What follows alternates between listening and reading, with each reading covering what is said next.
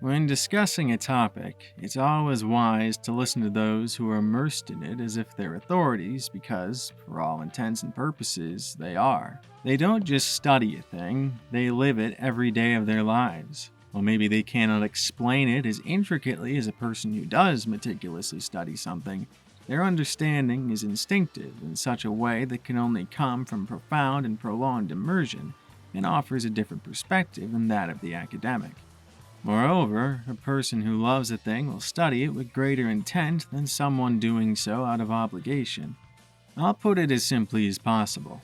I believe that the academic approach to media analysis is far too bogged down by traditional academic rigmarole, which has, to some degree, sucked the life and joy out of it. And I say that having been on both sides, that of the artist and the academic. When seeking feedback on my writing, I don't need credentials or people to support their feedback with a source. I want to know how it made them feel and why. The discussion of stories does not belong solely to the realm of stuffy lecture halls and classrooms, and among those who have access to or can afford university libraries and JSTOR. They have an equal place in the hands of truckers, accountants, and anyone else who has the time to read them and think over what they've heard. And what these people have to say matters equally as much. Moreover, if you want to study storytelling, you shouldn't limit yourself to just one medium, such as literature or film, and you certainly should not put any one medium above another problem academia has.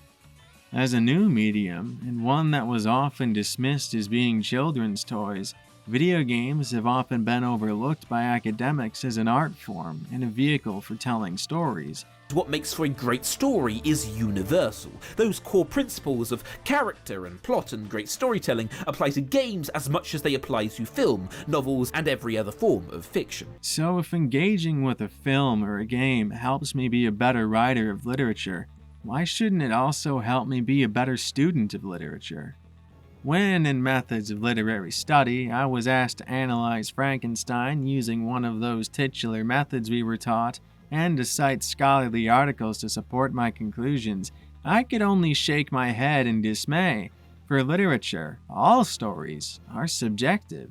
When I was told that the new formalist approach to close reading required me to focus exclusively on the contents of the text and disregard any external information I knew concerning the book, such as the book being published in the early 1800s or the simple fact Mary Shelley was a woman, I was confounded because, oh my God, once you know something, you know it. And it shapes how you perceive things even in ways you aren't consciously aware of. And you can't just forget or ignore them for the sake of analyzing things according to the arbitrary and nonsensical rules of the formalist methodology. Give me strength. Or a Marxist approach.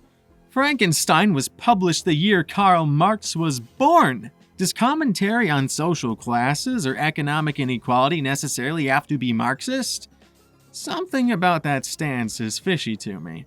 I will not say the methodologies prescribed by formalism, new historicism, feminism, eco-criticism, and so on, or even the ideology that laid the foundation of a system that led to the untold suffering of millions, as explained by my professor and the materials provided to me, do not have their uses, but rigidly adhering to these methodologies as you would the scientific method is stifling. That is not how people normally engage with stories, and not how stories are intended to be engaged with by their tellers. Storytelling and media analysis are artistic and philosophical exercises. The writer crafts a thought-provoking story with broad applicability by drawing from as many wells as possible so their audience can see things in new ways. The subjective nature of stories is why you can look at them through all of those framings and uncover something relevant to each of them. The intellectual value of any art is in each individual's unique perspective, which shapes the way they perceive it and what conclusions they draw from it, not in a committee's ability to come to a uniform, predictably repeatable, verifiable conclusion that can be called fact. Artistic interpretations are really no more than personal opinions, not some scientific claim. If I wanted to make a claim about a work dependent on extra-textual information, sure, then citations are needed. But why should anyone need a scholarly source to support their personal opinions about a story?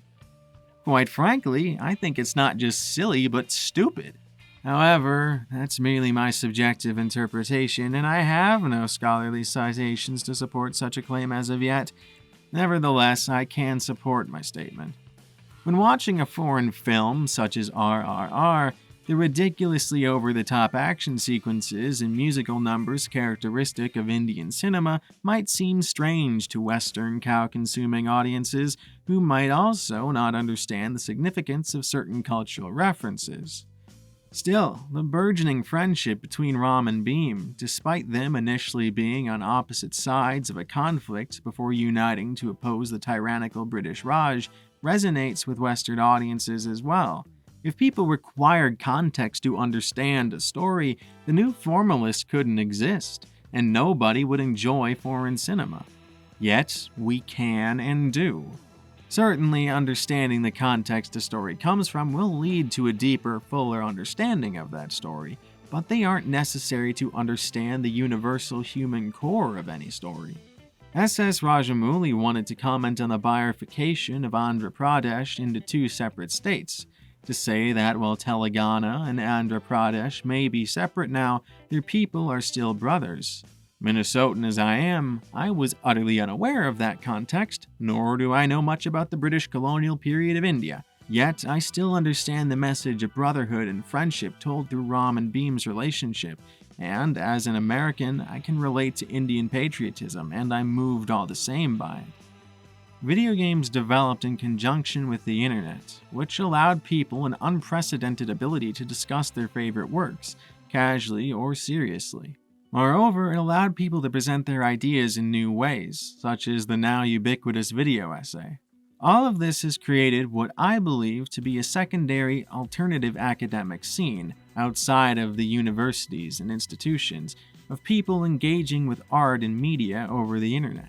Make no mistake, academia is an industry, and is exclusive. Scholarly articles are locked behind paywalls, and tuition regularly puts people into years of debt. Over the past decade, the average annual cost for a 4-year private college has risen by about 42%. For public universities, it's gone up by about 30%. Moreover, the language used by academics is often technical and verbose and hard for laymen to understand. It is inaccessible to countless people who nonetheless have the drive to, but lack the privilege to, participate in the kinds of discussions held by academics. This inaccessibility helps maintain an echo chamber, only making academia even less accessible and creating stagnation. This isn't much of a problem in the sciences, as they are continually rolling the ball that benefits from their strict methodologies. But in the arts, literature, and storytelling, it is suffocating and only serves to prevent new ideas from being injected into discussions. Where on the internet, the alt-academic scene is constantly evolving, discussing new ideas and using new methods to convey ideas.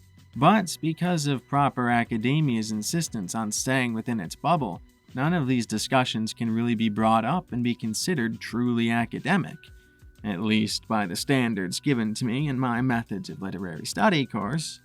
My point in saying all this is that it is my belief that, for artistic and narrative interpretations, scholarly sources aren't necessary and shouldn't be required, and any interpretations, regardless of their source, are equally valid if they can be explained and supported by those who make them. Ultimately, I do believe a more cohesive system is more beneficial to the advancement and preservation of knowledge and philosophy than the relative anarchy of the internet. Still, academia has been too slow in evolving for its own good. As our media landscape changes, so should the ways we engage with it. Contrary to what this introduction might imply, my primary goal isn't to argue anything specific in this paper. Rather, I intend this to be a sort of exhibition that introduces and provides an overview of gaming academia in its current form. Even standing at the length of a short novel, I feel this paper only scratches the surface.